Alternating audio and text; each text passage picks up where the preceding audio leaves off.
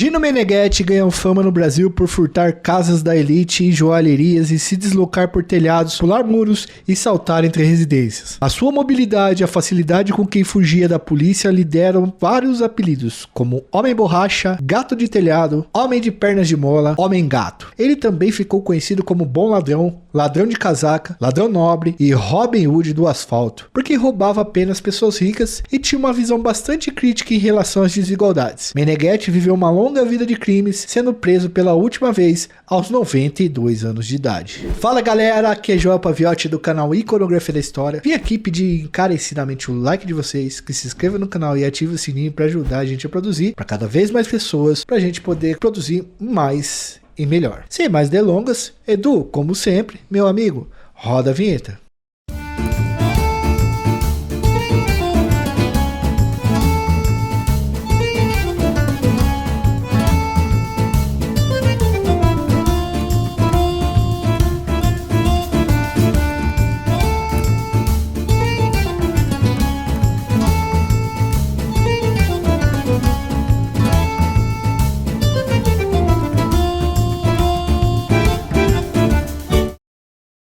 Galera, presta atenção nessa frase aqui, abre aspas. Jamais roubei um pobre, só me interessa tirar dos ricos e tirar joias, que são bens supérfluos, que só servem para alimentar a vaidade. Essa é uma das frases mais famosas de Gino Meneghetti, famoso bandido italiano que roubava joalherias, casas de campo e mansões em São Paulo entre os anos de 1920 e 1970. É isso, galera, o cara ficou 50 anos furtando coisas em São Paulo. Gino Amleto Meneghetti nasceu em Pisa, na Itália, e lá ele passou parte da infância dele. E para contar a história dele, nós vamos usar dois livros aqui como base, tá? Porque a gente sempre usa referências aqui para escrever para vocês e fazer o vídeo. A primeira obra é Meneghetti, o Gato dos Telhados, e a segunda é o lendário Meneghetti, Imprensa, Memória e Poder. Eu vou colocar aí para vocês, pedir pro Edu colocar aí também, tá? Crescendo no seio de uma família grande e pobre, por volta dos 12 anos de idade, Gino Meneghetti se junta a um bando de garotos e começa a praticar pequenos roubos e furtos, surrupiando frutas e galinhas. Lá em Pisa, na Itália, onde ele nasceu mesmo. Na escola italiana, ele dizia que aprendeu o que era desigualdade e percebeu que todas as gerações de sua família tinham vivido numa extrema pobreza. Diante disso, ele se revoltava contra os ricos e achava que os criminosos não poderiam ser julgados por pessoas que nunca sentiram a pobreza de verdade na pele. Por causa de seu envolvimento com esses pequenos furtos ali no território italiano, aos 12 anos ele foi encaminhado pela primeira vez a um reformatório, que seria mais ou menos uma fundação casa, uma FEBEM ali da antiga FEBEM da Itália. E desde então, ele passou por reformatórios e prisões e se tornou uma coisa constante em sua história, na história tanto da sua infância quanto da adolescência. Para evitar ser preso novamente, ele começa a trabalhar com o pai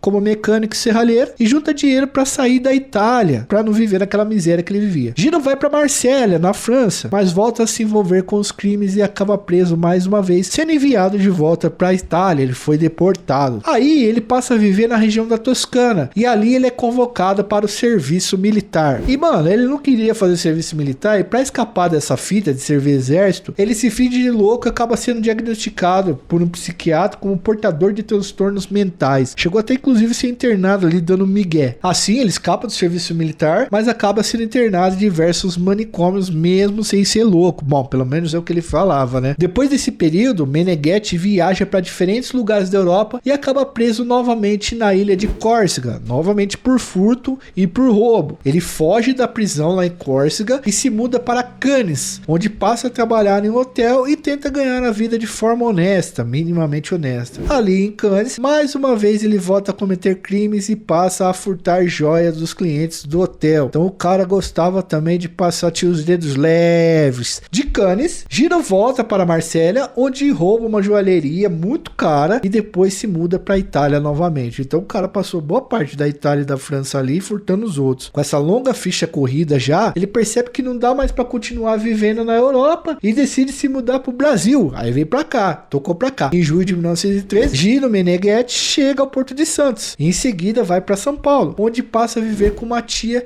que era dona de uma pensão. Lembrando que nessa época o Brasil ele incentivava a imigração italiana para cá, para o Brasil. Aqui no nosso país, o Meneghetti começa uma nova vida, mas não abandona o crime. Inclusive, ele acha um lugar muito mais propício para furtar. Aqui ele continua praticando assaltos, roubos, furto e vai construir uma imagem de que a galera chamava de bom ladrão, pois ele falava que não roubava e não furtava pessoas pobres, que as únicas pessoas que ele furtava e roubava eram ricos. E aí ele se transforma numa espécie de anti-herói pelos jornais brasileiros. Meneghetti vai se tornar cada vez mais conhecido porque toda vez que ele furtava, aparecia no jornal. Em 1914, ele foi preso por roubo e condenado a 8 anos de prisão aqui em São Paulo. 1 ano e meio depois da prisão, ele tentou fugir cavando um túnel, porém acabou sendo delatado por outro preso e mandado para uma carceragem especial, que seria mais ou menos uma solitária, como a gente conhece, né? Colocado em uma espécie de poço com grades no topo, tal, onde os presos eram colocados nus e ficavam ali passando calor e frio. Gino Meneghetti conseguiu escalar o poço, forçar as barras, abrir a abertura por onde conseguiu fugir. Então ele empreendeu uma fuga aí nesse calabouço. Depois disso, ele sai de São Paulo e muda para Curitiba, onde tentou viver honestamente, abrindo mercado com o dinheiro dos furtos e dos assaltos que ele fez aqui em São Paulo. Logo depois de Curitiba, que ele também continuou furtando, ele se mudou para Florianópolis, onde ele abriu um antiquário. Mas a ideia de viver honestamente fracassou já em Curitiba, tentou novamente em Florianópolis e fracassou também mais uma vez. Meneghetti então abriu uma espécie de cassino ao lado do antiquário e começou a se envolver com jogos ilegais. Mas obviamente que ele desenvolveu certas estratégias para sempre ganhar esses jogos. Em Florianópolis, ele foi acusado de vender mercadorias roubadas no antiquário e acabou voltando para São Paulo, fugindo ali da polícia de Santa Catarina. De volta à capital paulista, Gino Meneghetti seguiu praticando seus crimes contra pessoas ricas. Lembrando que naquela época as polícias dos estados elas não se comunicavam, então era muito fácil pro cara fugir de um lugar e ir pro outro. Ele sempre observava toda a dinâmica das casas de joalherias que eram seus alvos. Raras vezes ficou cara a cara com as suas vítimas, a não ser quando era um assalto que ele tomava mesmo da pessoa o negócio. Ele escalava telhados e se movimentava muito rapidamente por cima das casas, o que fez com que ele ficasse conhecido como gato. A estratégia dele, galera, para entrar nas casas de joalherias dificultava muito o trabalho da polícia. Embora fosse muito procurado, ele conseguiu se safar muitas vezes das perseguições policiais. Mano, ele arrancava uma telha, entrava, deixava a telha no lugar como se ele não tivesse destruído nada para entrar. Em uma tentativa de prendê-lo, a polícia de São Paulo encontrou em sua casa, sob a guarda de sua esposa, Conceta, o nome da mulher era Conceta, uma grande quantia de joias, o que permitiria que ele vivesse confortavelmente pelo resto da vida e não precisasse nunca mais furtar ninguém. Sem encontrar ele, o Meneghetti, a polícia prendeu Conceta e entregou seus 2 filhos a parentes da sua mulher e a parentes dele. Depois disso, Gino Meneghetti começou a deixar bilhetes nos locais que invadia para roubar. Nesses bilhetes, ele dizia que a polícia era incapaz de prendê-lo e era covarde por manter a sua esposa presa e a sua família na mão de parentes. A sua ousadia alvoroçou a imprensa e uma enorme força policial foi mobilizada para capturá-lo. Você sabe, a imprensa começa a publicar, o Estado começa a se mexer. Aí o Gino Meneghetti só foi preso depois de uma emboscada na frente da casa onde seus 2 filhos estavam. Ele passou lá pra ver os moleques. Em 1926, ele foi preso e condenado por assaltos, roubos e furtos e por ter tirado a vida do delegado Valdemar Dória, que é uma história um pouco controversa, tá? A gente não vai entrar profundamente nisso. Meneghetti sempre negou que ter sido responsável por ter tirado a vida desse delegado e realmente não ficou provado que ele foi o responsável por esse crime. Mas os caras jogaram na costa dele mesmo assim. No momento de sua prisão, ele estava com um revólver calibre 32, mas a bala que atingiu Valdemar Dória, né? Valdemar Dória, que era o delegado que estava caçando ele, era um calibre 38.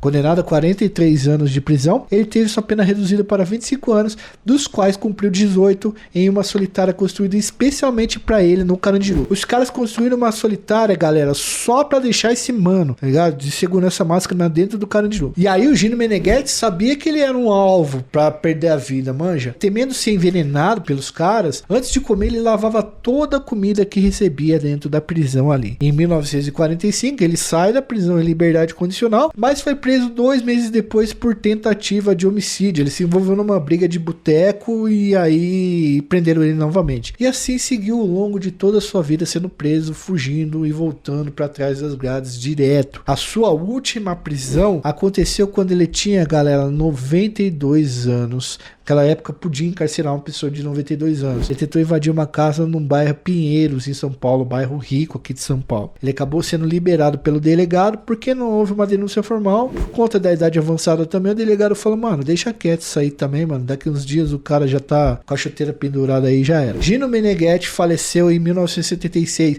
aos 98 anos de idade, fazendo história como um dos bandidos mais populares da história do estado de São Paulo e da cidade de São Paulo também, que foi crescendo enquanto ele cometia os seus crimes. Somadas todas as suas penas, passou cerca de 40 anos dentro de presídios. Será que valeu a pena? 52 fora, 40 dentro.